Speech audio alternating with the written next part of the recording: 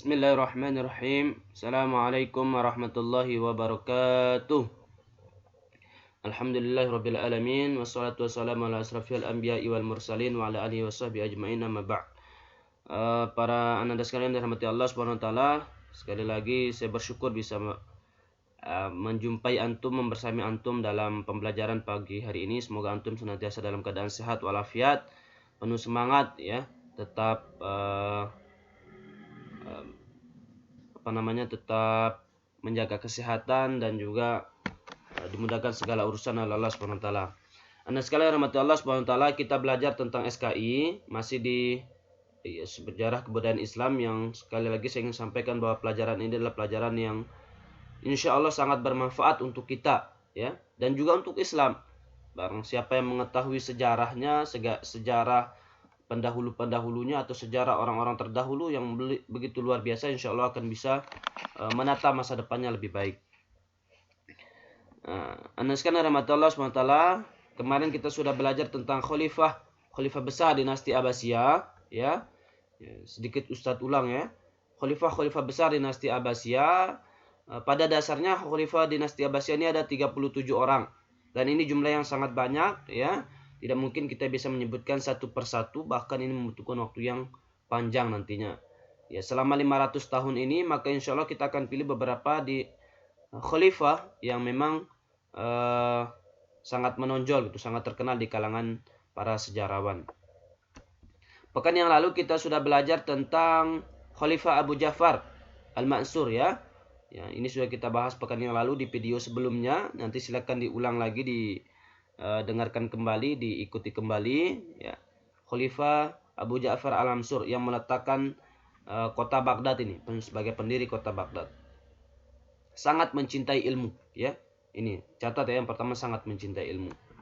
Nah, kita lanjut ke khalifah yang kedua, yaitu Khalifah Harun ar-Rasyid. Bagi orang-orang yang suka baca sejarah, baca tentang keislaman ini, Khalifah Harun ar-Rasyid ini sudah sangat familiar, insya Allah sangat dikenal. Ini khalifah yang kedua. Kita coba membahas sedikit ya sebagai tambahan. Anda sekalian dirahmati Allah Subhanahu wa taala, Harun ar-Rasyid ini ya diangkat menjadi khalifah ya pada usia 23 tahun. Ya, pada usia 23 tahun. Ya, masih muda, sangat muda sekali kalau menjadi khalifah 23 tahun. Tapi karena memang beliau sangat luar biasa ya, sangat dikenal sebagai pemimpin yang bijaksana katanya. Pemimpin yang bijaksana dan peletak dasar pemerintahan modern. Ya. Jadi sebelum menjadi khalifah, Harun ar-Rasyid ini pernah diangkat menjadi gubernur. Ya, pernah diangkat menjadi gubernur. Bahkan 2 kali menjadi gubernur.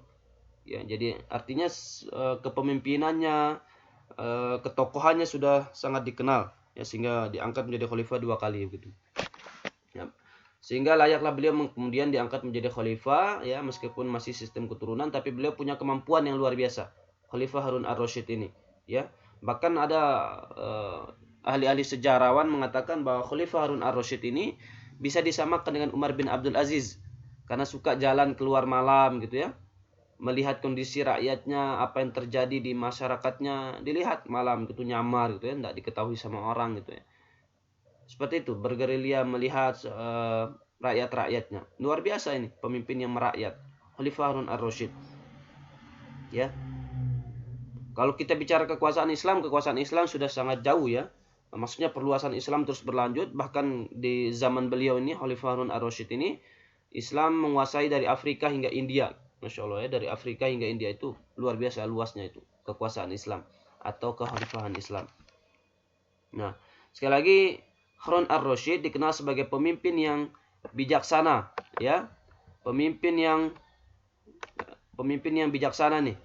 Pemimpin yang bijaksana ya, dan peletak dasar pemerintahan modern.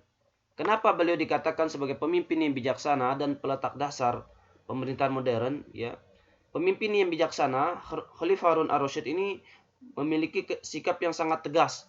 Ya, tegas. Tidak mudah terombang-ambing, maksudnya tidak mudah emosi ya, bahkan dikenal juga dermawan.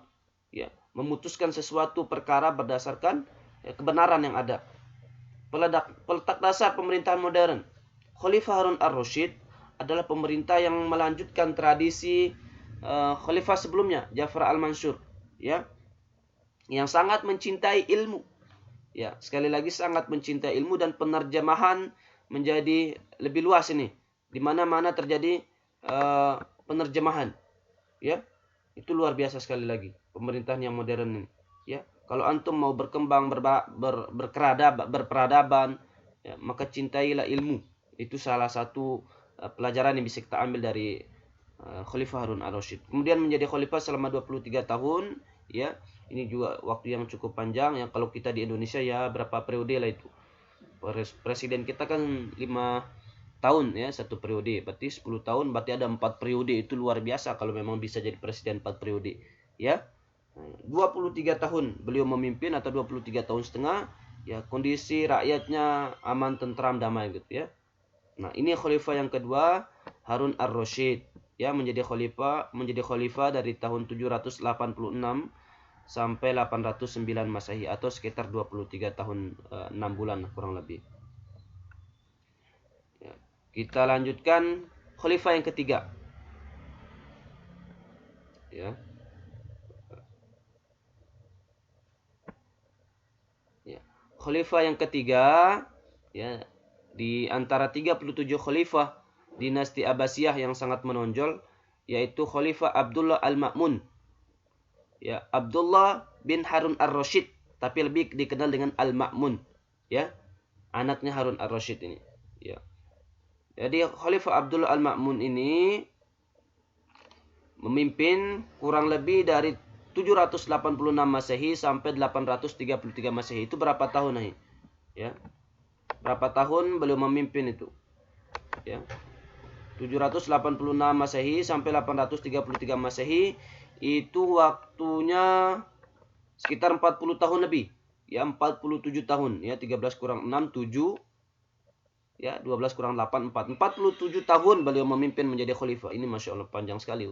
Ya, kalau ini berapa periode mungkin ya? 8 periode kalau jadi presiden di Indonesia.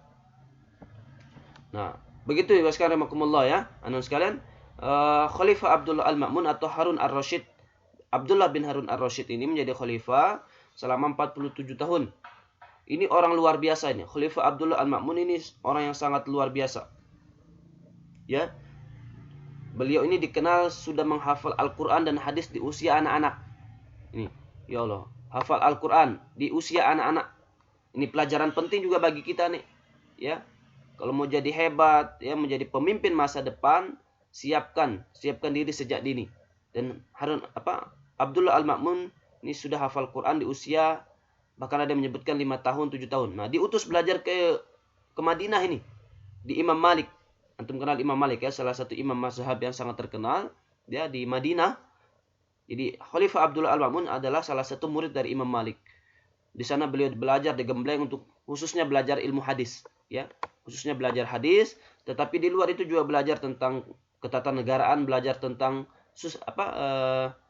sastra gitu ya. Pokoknya belajarlah ilmu-ilmu yang dipelajari di Madinah akhirnya. Ini sekali lagi ini orang hebat, makanya dikenal juga sebagai khalifah pembaharu ilmu pengetahuan. Nah, sekarang ini sangat penting bagi antum, bagi kita semua, bahwa peradaban yang kuat itu adalah peradaban yang dibangun atas dasar ilmu pengetahuan. 3 khalifah yang kita sebutkan dari awal tadi, Ja'far al-Mansur, Harun ar-Rasyid, Abdullah al-Ma'mun, adalah khalifah yang sangat mencintai ilmu dan menekankan ilmu pengetahuan. Jadi kalau antum dan kita semua ingin berperadaban, ingin berkemajuan, ingin memimpin sebuah atau mengelola sebuah negara, maka syarat pertama adalah memiliki ilmu pengetahuan, cerdas ya. Dan mudah-mudahan visi BKN salah satu adalah cerdas ya, berkarakter ya. Mari kita dukung dan kita doakan. Mudah-mudahan bisa bermanfaat ya. Ini Khalifah Abdullah yang terakhir al-Ma'mun, yang sangat menonjol di kalangan dinasti Abbasiyah ya. Terima kasih. Jazakumullah khair. Assalamualaikum warahmatullahi wabarakatuh.